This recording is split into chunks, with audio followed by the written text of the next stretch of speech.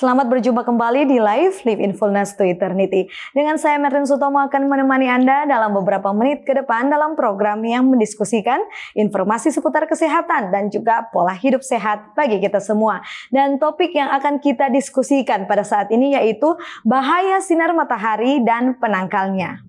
Benar, sang surya dengan kehangatan dan cahayanya yang mempesona berikan banyak manfaat bagi kehidupan. Namun, di balik pesonanya tersimpan bahaya yang perlu kita pahami dan hadapi dengan bijak.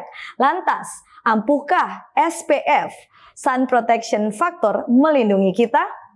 Untuk itu jangan ragu, tetaplah bersama kami karena saat ini bersama Dr. Dwayne Pandaleke, spesialis dermatologi dan venereologi, sudah bersama kami di studio dan bersama-sama kita pelajari solusi pintar dapatkan manfaat sinar matahari tanpa resiko.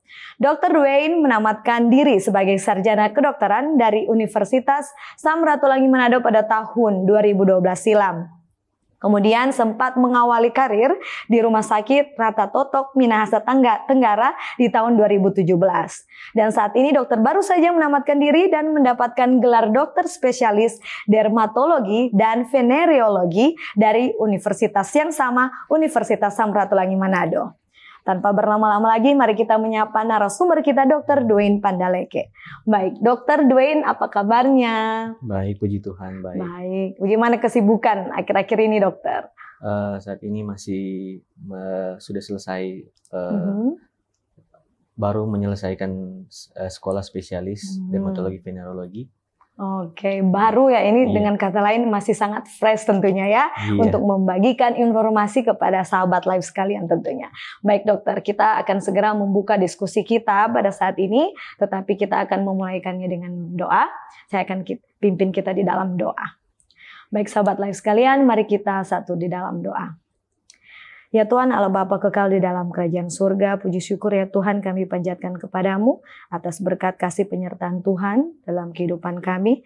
Pada saat ini ya Tuhan, kiranya Tuhan masih bersama-sama dengan kami dan akan menjadi bagian kami dalam seluruh program kami pada saat ini. Ya Tuhan, kami rindu untuk belajar lebih banyak bagaimana untuk menjaga kesehatan tubuh kami. Pada saat ini kami rindu untuk belajar lebih banyak untuk topik sehubungan dengan bagaimana menjaga kesehatan kulit kami. Ya Tuhan, bantu kami agar kami dapat belajar dengan baik dan dapat kami lakukan apa yang sudah kami dengarkan. Dan semuanya ya Tuhan dapat menjadikan kami menjadi lebih baik hidup di hadapan-Mu ya Tuhan. Ya Tuhan, kami berdoa khusus untuk narasumber kami, Dr. Dwayne yang sudah bersama-sama dengan kami. Bantu dia, gunakan dia sepenuhnya agar dia dapat berkata-kata sesuai dengan kehendak-Mu. Semuanya yang akan dia bagikan dapat diberikan dengan baik dan jelas, menjadi berkat bagi kami semua. Ya Tuhan, hanya ini yang menjadi doa dan harapan kami. Kami serahkan seluruh program ini dan bahkan seluruh kehidupan kami di dalam tangan-Mu ya Tuhan. Kami berdoa di dalam nama Yesus. Amin. Baik dokter, kita akan break sejenak. Dan sahabat live, kami akan kembali lagi tetap bersama kami di Live in Fullness to Eternity. Tahukah Anda, buah adalah sumber vitamin dan antioksidan alami yang dapat meningkatkan metabolisme tubuh. Sayur memperlancar buang air besar dan dapat menurunkan risiko terkena berbagai penyakit kronis. Selalu mengonsumsi air mineral untuk menjaga keseimbangan cairan tubuh. Berolahraga dengan teratur dapat membantu kita mengendalikan berat badan. Selalu beristirahat yang cukup agar tubuh tetap sehat dan bugar. Jangan lupa untuk selalu menyaksikan program live di YouTube channel Cornelius Media, Bridge to the Truth.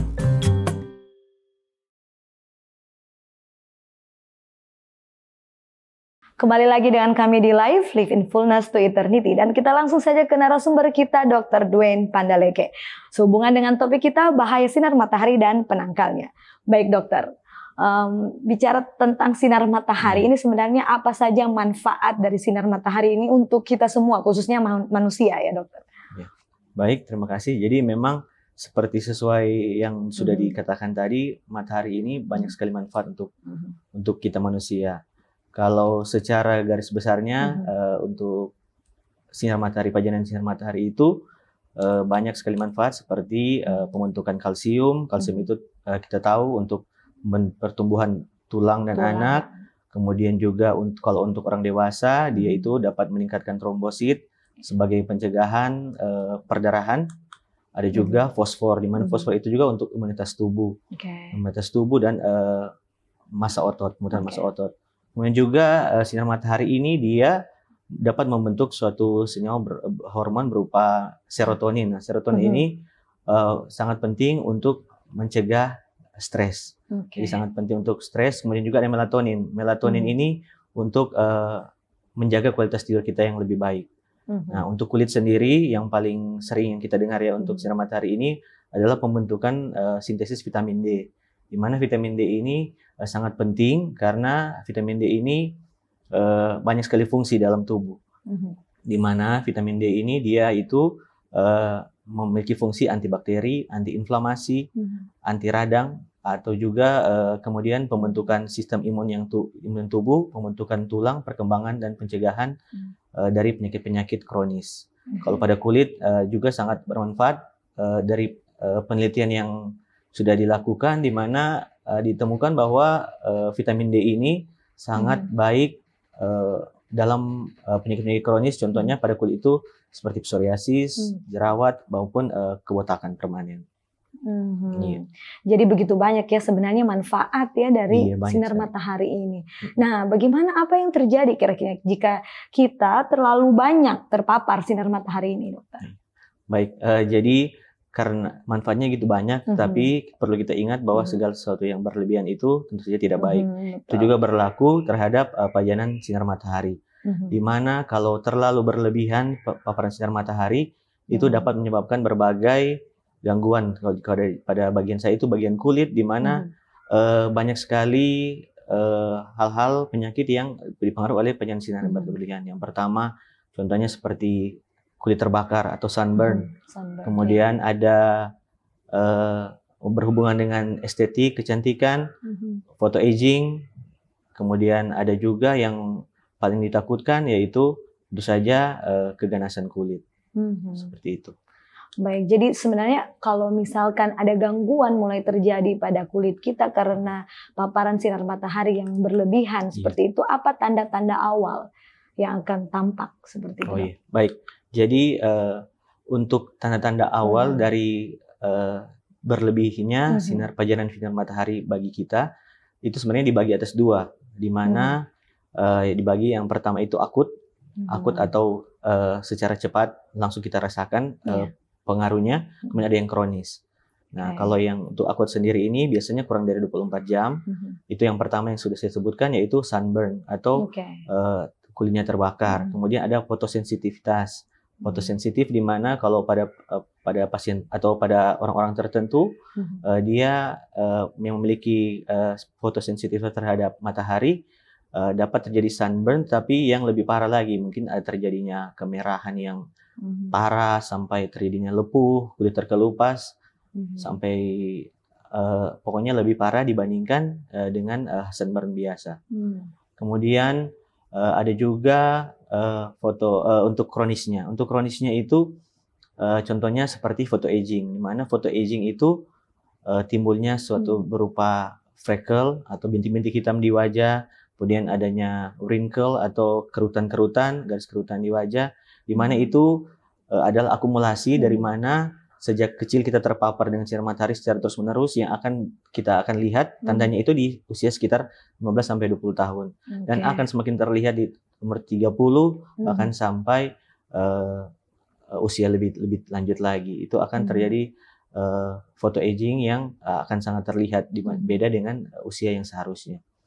Dan yang tentu saja yang juga kronis itu adalah pembentukan dari keganasan kulit, di mana kalau keganasan kulit ada beberapa keganasan kulit yang cukup sering didapatkan di rumah sakit, di mana ada melanoma, ada karsinoma sel basal, squamosa, yang itu yang sangat sering ditemukan dari akumulasi dari paparan sinar matahari yang berlebihan. Seperti itu. Oke, dokter. Nah, sinar UV juga disebut-sebut ultraviolet ini sering disebut-sebut menjadi biang kerusakan kulit ya. Bahkan bisa membuat katanya jadi penyebab kanker kulit. Nah, sebenarnya apa penjelasan medis hubungan dengan UV ini dengan kerusakan yang terjadi? Oke, jadi sebenarnya untuk sinar matahari sendiri ini terdiri dari berbagai sinar. Oke. Jadi yang pertama ada 5 ya, yang paling sering kita dengar tentu saja sinar ultraviolet. Ultraviolet itu terbagi atas UVA, UVB, dan UVC. Kemudian ada sinar tampak dan infrared atau sinar inframerah. Nah, yang akan kita bahas ini adalah tiga itu, yaitu sinar ultraviolet, UVA, UVB, dan UVC. Sedangkan UVC sendiri ini tidak perlu takut karena UVC itu akan langsung terfilter di udara, di lapisan ozon, sehingga tidak akan sampai ke bumi. Kemudian UVB ini dia akan sampai di kulit itu di lapisan paling atas. Di kulit itu ada 5 lapis, ada beberapa lapisan. Lapisan paling atas epidermis, terdiri dari beberapa lapisan, dan dermis. Dermis itu yang lapisan paling dalam. Kalau sinar UVB itu dia akan sampai di epidermis di bagian atas. Ini yang dapat menyebabkan terjadinya reaksi akut. Terjadinya rasa terbakar dan seperti tanning juga, tanda tanning.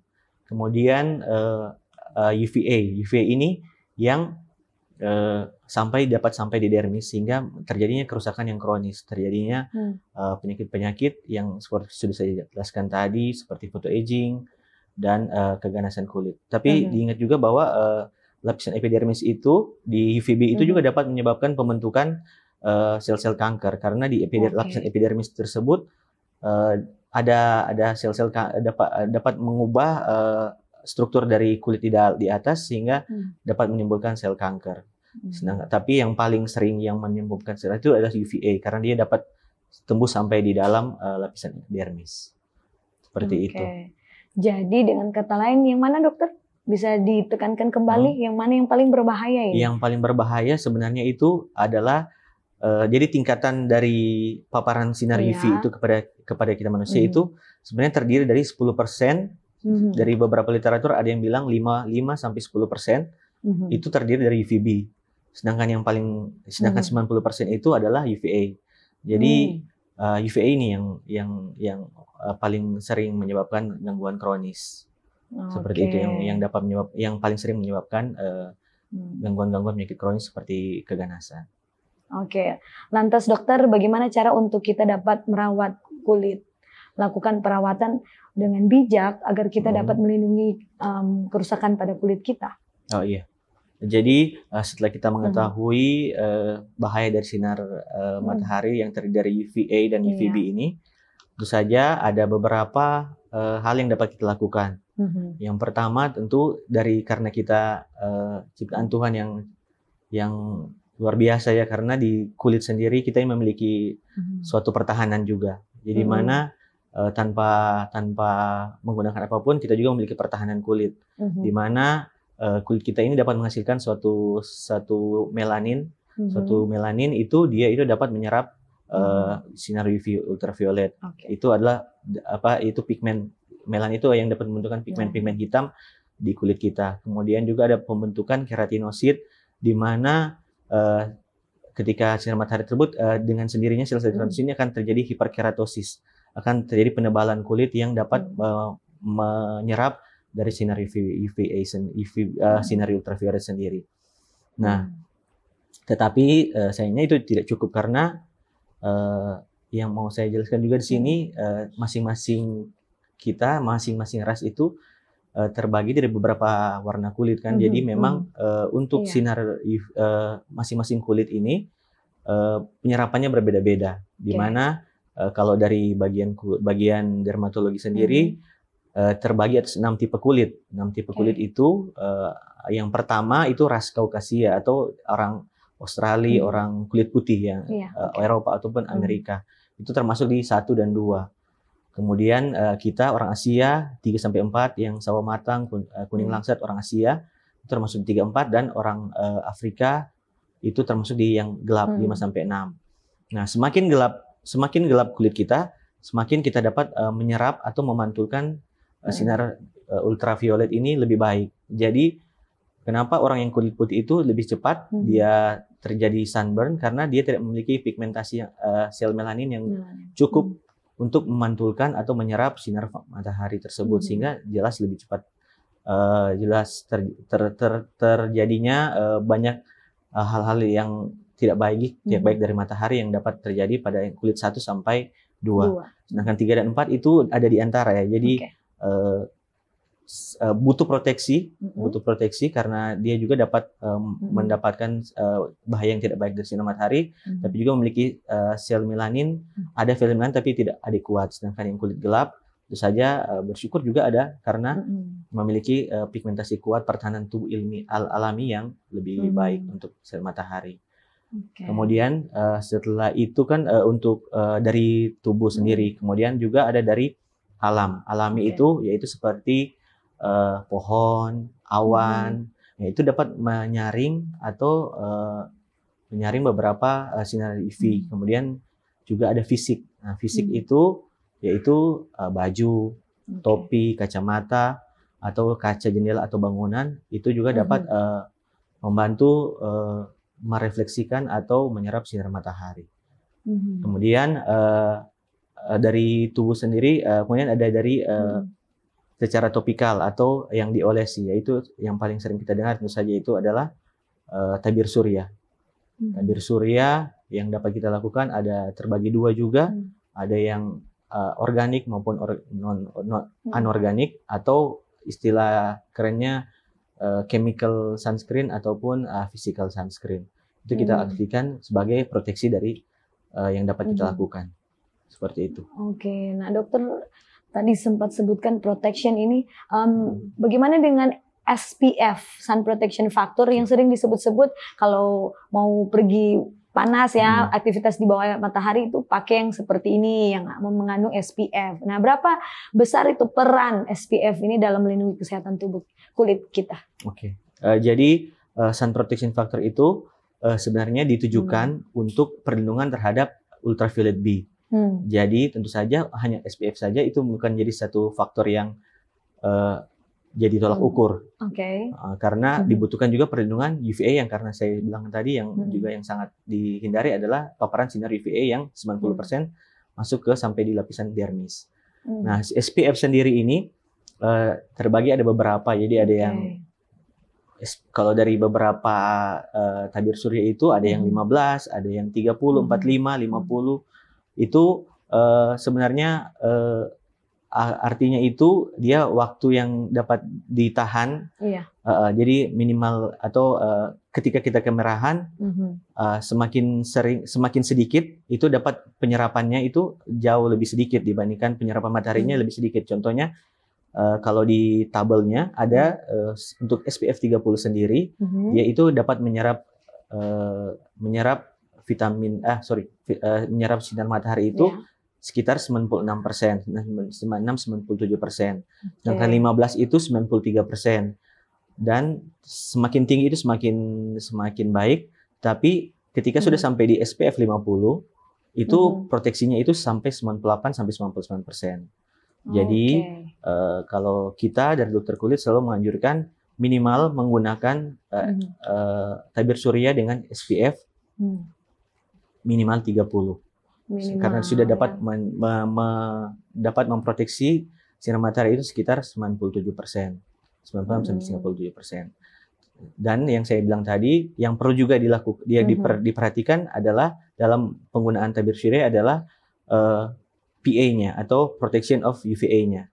Nanti kalau biasanya kalau kita ada tabir surya itu biasanya ditulis protection of UV-nya itu atau PA. PA itu yang simbolnya plus. Kalau di Indonesia palingnya plus. Nah, minimal yang kalau untuk PA-nya itu kalau yang dianjurkan adalah minimal plusnya 3 sampai 4. Jadi tapi rata-rata memang untuk sekarang sudah dijual minimal PA-nya itu lebih dari 3 sampai 4. Jadi perlu juga diperhatikan selain SPF minimal 30 adalah PA-nya plus 3 atau plus 4. Agar dapat melindungi UVA dan UVB atau bisa dijelaskan broad spektrumnya. Jadi perlindungan terhadap UVA dan UVB. Baik dokter, jadi sebenarnya yang di bawah SPF di bawah 30 juga ada yang AP-nya jadinya 3 seperti itu.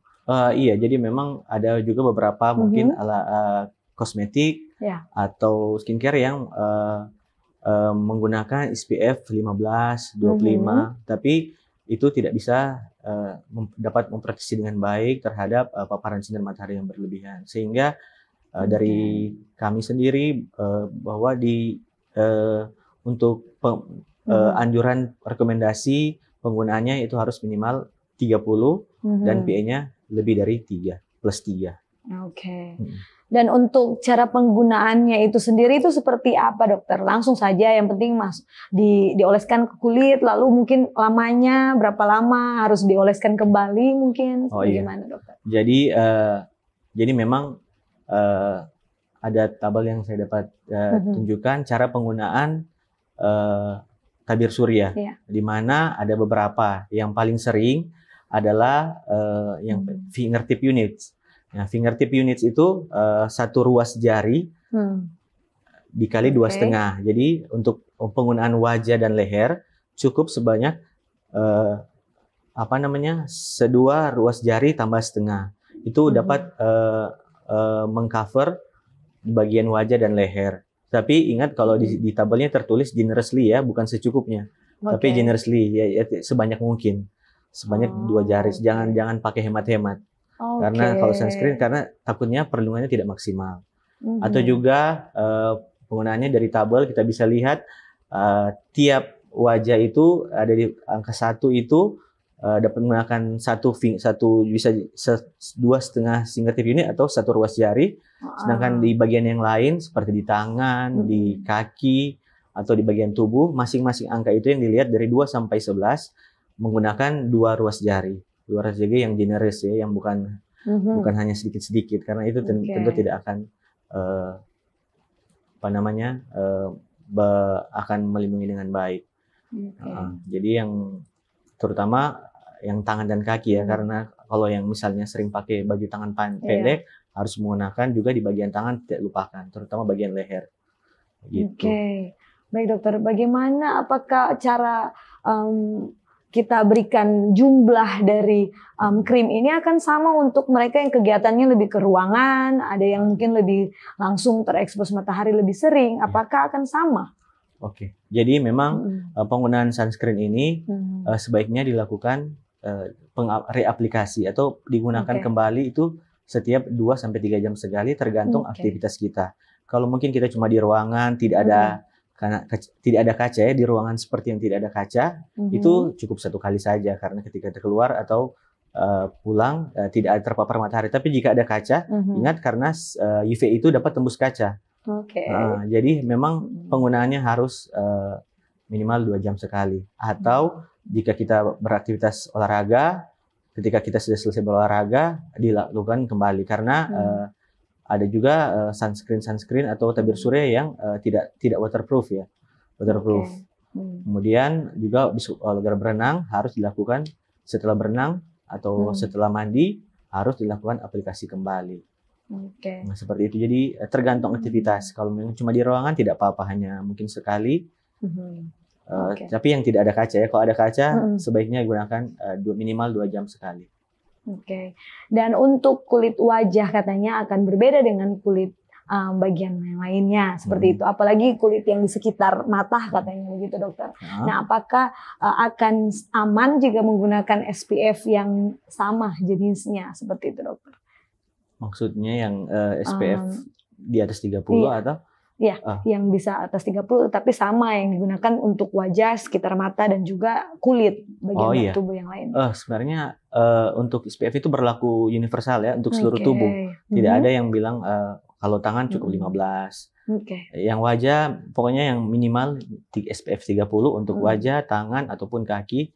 Dan cara penggunaannya tergantung. Kalau wajah dan leher itu cukup 1 jari, 1 jari atau 2 fingertip unit atau 2,5 ruas jari. Sedangkan di bagian yang lain, yaitu kaki, badan, tubuh, itu sesuai angka yang tadi saya tunjukkan, butuh 2 ruas jari karena lebih besar dibandingkan wajah dan leher.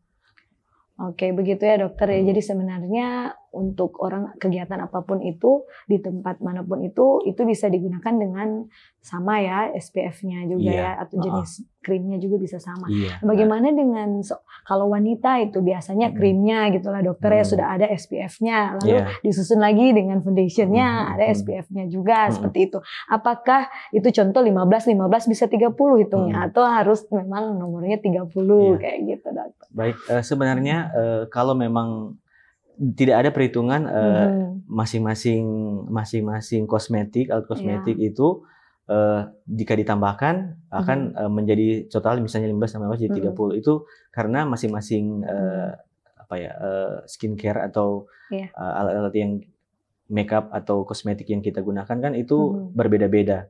Jadi ketika sampai kita masuk ke kulit kan sudah otomatis sudah tercampur atau sudah berinteraksi dengan kulit kita. Bisa jadi pengaruhnya semakin berkurang karena kandungan dari krim atau itu ketika sudah terpapar dengan udara akan berubah dibandingkan dengan apa yang tertulis. Jadi ketika kita usapkan itu tentu saja akan berubah senyawanya. Sehingga tidak direkomendasikan jika anggap sudah memakai misalnya skincare-nya ada 3 tahap ya, masing-masing 15 jadi total 45.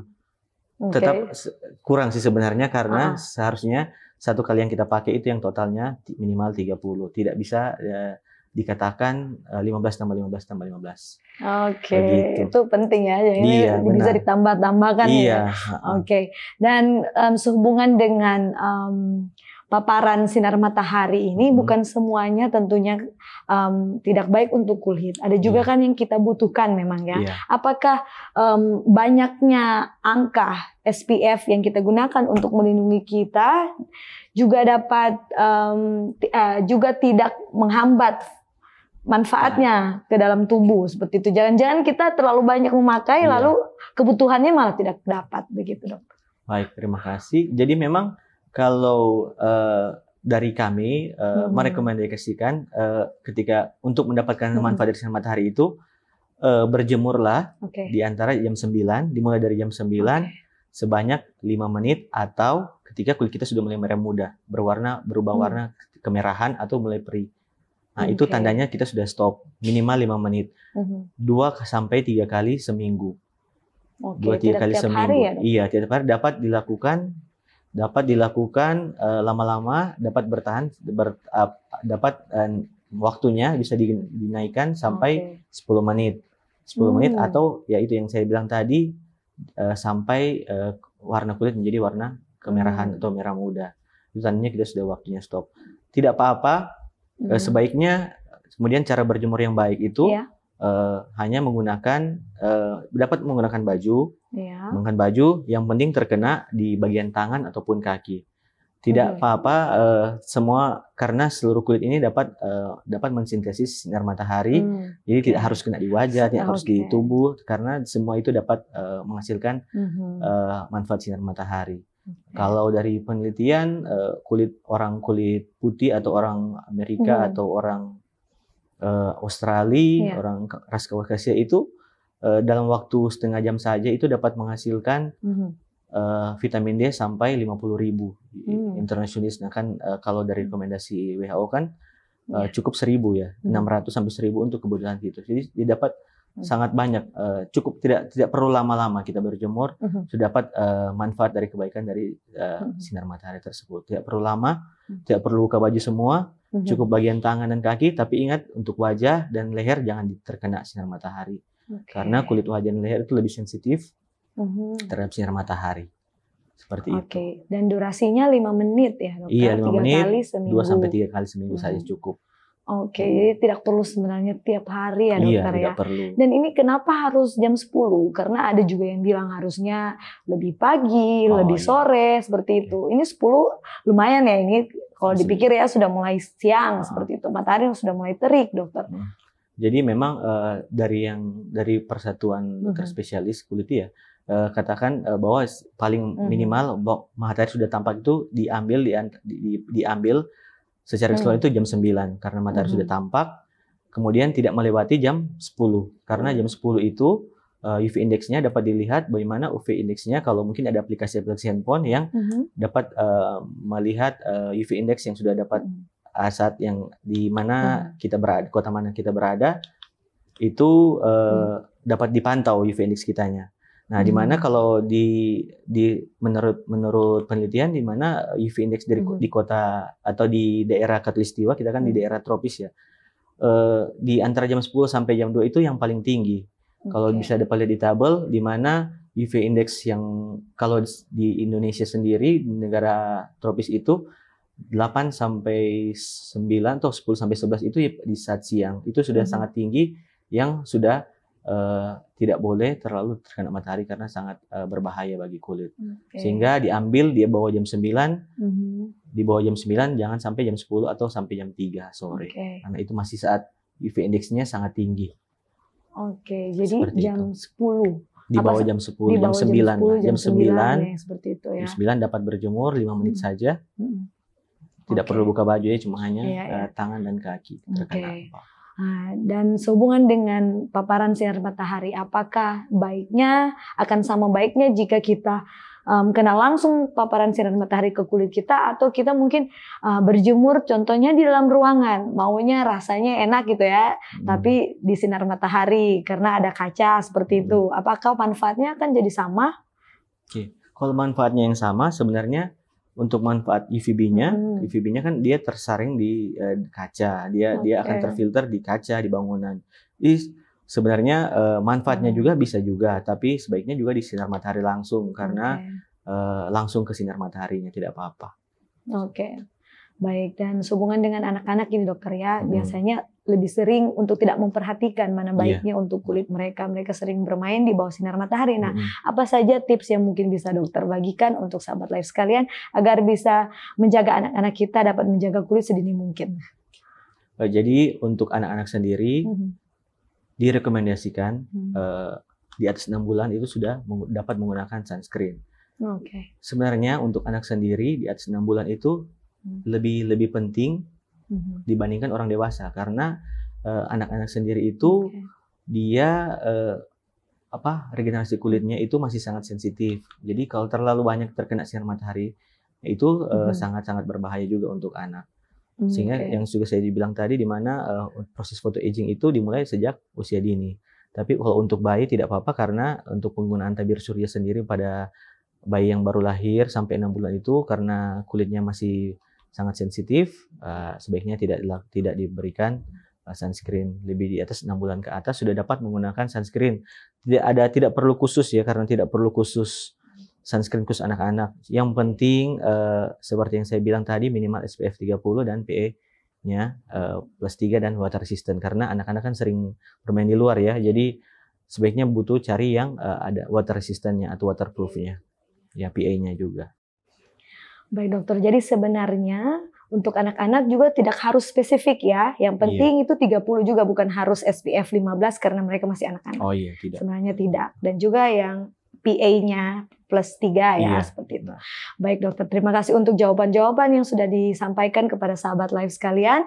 Dan tiba saatnya untuk kita tutup sesi ini dulu sebentar ya dokter. Kita akan break sejenak. Dan sahabat live, jangan kemana-mana, tetap bersama dengan kami di live Live in Fullness to Eternity.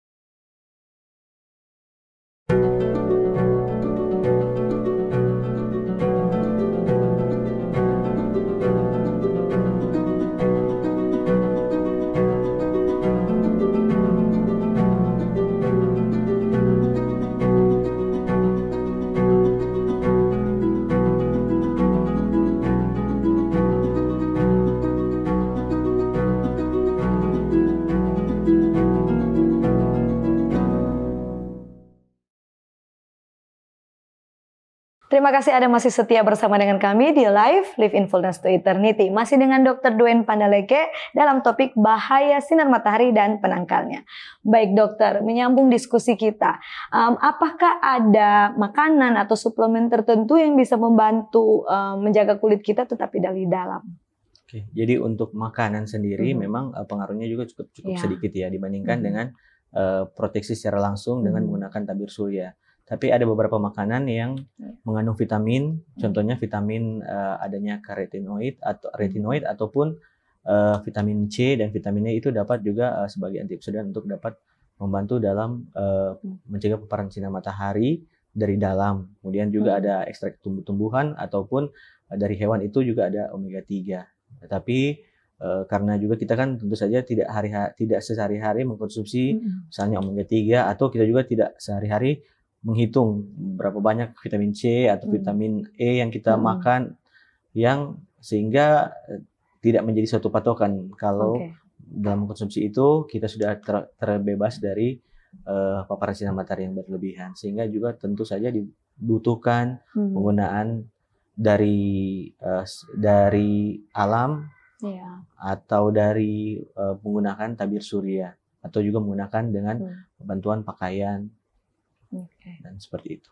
Oke, jadi sebenarnya itu ada juga ya pelindung untuk dari dalam tubuh untuk kulit kita. Nah, tapi untuk kaum wanita ini dokter ya, paparan terhadap sinar matahari kalau lalai ini sebenarnya apa yang nampak? Apa langsung muncul bintik-bintik atau mungkin ada tanda-tanda lainnya dokter?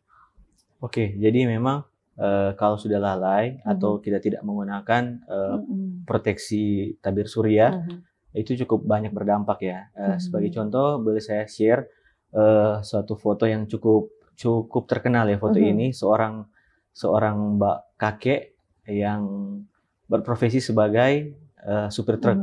Nah, supir truk di mana terkena sinar matahari hanya di bagian sebelah kirinya.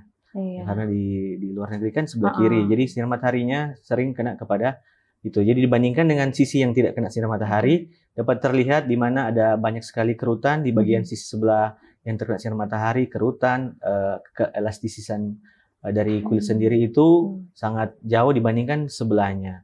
Kemudian, sehingga sangat penting kita sejak dini, terutama untuk anak-anak kita juga, penggunaan tabir surya atau sebisa mungkin jangan terlalu banyak terkena paparan sinar matahari yang berlebihan. Dan juga ingat untuk penggunaannya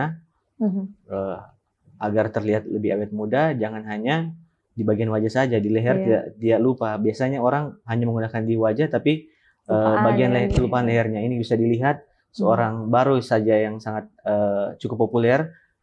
Video ini atau gambar ini seorang studi kasus orang nenek berusia 92 tahun, di mana dia hanya menggunakan tabir surya hanya di wajah, hanya di wajah, dia tidak menggunakan di leher, sehingga dapat dilihat fotonya di kulit di bagian wajahnya itu terlihat sangat bersih, sedangkan di bagian lehernya terjadi dark spot, ada pigmentasi dan elastisitas dan adanya wrinkle-wrinkle yang sangat terlihat jelas dibandingkan dengan wajahnya. Sehingga sangat penting rajin penggunaan setiap hari dan menggunakan di daerah-daerah yang sering kita lupakan juga harus diingat dan harus diberikan proteksi. Oke dokter, baik dokter, terima kasih untuk jawaban-jawabannya. Kita masuk ke mitos dan fakta ya dokter. Saya akan bawakan mitos dan fakta yang pertama, yaitu anak-anak lebih butuh sinar matahari daripada orang dewasa. Oke, kalau itu sebenarnya mitos ya, karena semuanya itu baik anak maupun orang dewasa itu membutuhkan sinar matahari yang sudah saya sampaikan. Semuanya membutuhkan sinar matahari, tapi ingat jangan terlalu berlebihan juga, karena itu akan terjadi dampak-dampak negatif dari matahari yang dapat kita dapatkan seperti itu. Oke, berikutnya mitos atau fakta yang kedua, terhindar dari sinar matahari bikin kulit awet muda. Iya, fakta, karena kalau terlalu sering itu yang akan terjadi photo aging atau photo damage yang akan menghasilkan wrinkles, dark spot, melasma, yang tentu saja dapat merusak penampilan, terutama juga untuk wanita ya, dapat merusak penampilan kalau terlalu sering tidak menggunakan tabir surya atau sering terpapar sinar matahari yang berlebihan. Oke, baik dokter. Berikutnya, mitos atau fakta penggunaan tabir surya tidak dibutuhkan saat cuaca mendung. Itu mitos, karena seperti saya jelaskan, mendung itu UVA masih ada ya, karena 90% yang kita terima itu UVA dapat menembus awan ataupun mendung, sehingga penggunaan tabir surya tetap dianjurkan walaupun cuaca lagi mendung. Baik dokter. Nah terakhir nih dokter ya, mitos atau fakta sinar UV dapat merusak mata dan tingkatkan resiko katarak. Iya benar, itu fakta karena pengaruh paparan sinar matahari yang berlebihan di matahari di bagian mata itu dapat menyebabkan katarak yang lebih cepat, dan sehingga disarankan untuk selalu menggunakan kacamata hitam saat berada di outdoor, kegiatan di outdoor, seperti itu. Jadi sebenarnya penggunaan kacamata hitam ini bukan hanya gaya aja ya sebenarnya. Sebenarnya itu kebutuhan ya dokter. Betul, ya. Benar sekali, benar. Baik dokter. Baik, kita akan segera tutup diskusi kita, tetapi sebelumnya bisakah saya minta dokter untuk sedikit memberikan closing statement. Apa saja yang penting untuk disimpan di dalam hati dan pikiran dari sahabat live sekalian. Oke, baik, terima kasih. Jadi untuk kesimpulannya itu sinar matahari itu sangat penting. Tetapi bagaimana caranya kita mengambil manfaat itu dengan cara yang benar. Di mana seperti yang sudah bilang jelaskan tadi, berjemur di jam 9, tidak perlu buka baju semua, cukup tangan dan kaki itu selama 5 menit. Ketika kulit sudah merah, tandanya kita sudah stop. Sudah cukup 2-3 kali seminggu, sudah sangat cukup manfaatnya. Kemudian penggunaan tabir surya, ada 3 yang perlu diperhatikan, SPF minimal 30 dan PA lebih dari 3. Kemudian water resistant atau waterproof karena kita berada di negara tropis, sehingga butuh yang yang waterproof karena keringat atau aktivitas. Kemudian selain itu yang paling utama, pilihlah atau gunakan sunscreen yang akan kita pakai sehari-hari. Karena buat apa beli mahal-mahal kalau kita tidak gunakan sehari-hari atau kita malas gunakannya, karena walaupun hanya mahal tapi tidak gunakan untuk manfaat proteksinya tidak akan kita dapatkan. Jadi pilih tabir surya yang akan kita gunakan setiap hari. Seperti itu. Baik dokter, terima kasih untuk pengingat ya. Apa saja yang penting untuk kita semua perhatikan sehubungan dengan menjaga kulit kita. Baik dokter, sebelum kita pada saat ini kita akan tutup ya diskusi kita, bisakah saya minta dokter untuk menutup kita di dalam doa? Baik. Mari kita satu dalam doa. Ya Tuhan Allah Bapa kami yang berdalam surga, terima kasih Tuhan atas penyertaan-Mu. Kami boleh selesai dalam acara program live. Kami membahas bagaimana sinar matahari yang Engkau anugerahkan bagi kami ini dapat kita ambil manfaatnya dengan baik tanpa merusak kulit kita atau badan kita yang telah Engkau percayakan bagi kami. Biarlah kami dapat menerima sinar matahari yang Engkau anugerahkan bagi kami dengan cara yang benar, dan kami boleh praktekkan apa yang sudah kami dapatkan ini, kami boleh praktekkan dan kami lakukan untuk kehidupan kami, kesehatan kami yang lebih baik lagi. Terima kasih Tuhan, ampun salah dan dosa kami begitu banyak, karena kami sudah berdoa di dalam nama Yesus Tuhan dan Juru Selamat kami. Amin. Amin. Baik, terima kasih sekali lagi kami ucapkan kepada Dr. Dwayne ya yang sudah membawakan jawaban-jawaban yang tentunya sangat membantu untuk menambah pengetahuan sahabat live sekalian. Baik, kiranya Tuhan memberkati dokter dan keluarga dalam segala tugas dan tanggung jawabnya dokter. Baik, terima kasih. Baik. Dan tidak lupa kami ucapkan terima kasih juga kepada sahabat live Cornelius Media yang sudah menyaksikan, dan juga sahabat Hope Channel Indonesia yang tentunya sudah dengan setia mengikuti siaran ini hingga pada akhirnya. Dan tentunya jika Anda merasa diberkati dengan program kami, Anda bisa langsung share video ini dari akun Facebook atau YouTube official kami kepada keluarga dan sahabat yang Anda kasihi. Serta jangan lewatkan episode live selanjutnya masih di hari dan waktu yang sama. Dan jangan lupa untuk tetap ikuti program Cornelius Media yang menarik lainnya. Sekarang saatnya kami pamit mundur diri. Demikianlah perjumpaan kita di episode kali ini. Akhir kata saya Merlin Sutomo dan seluruh kru yang bertugas mengucapkan sampai jumpa. Salam sehat.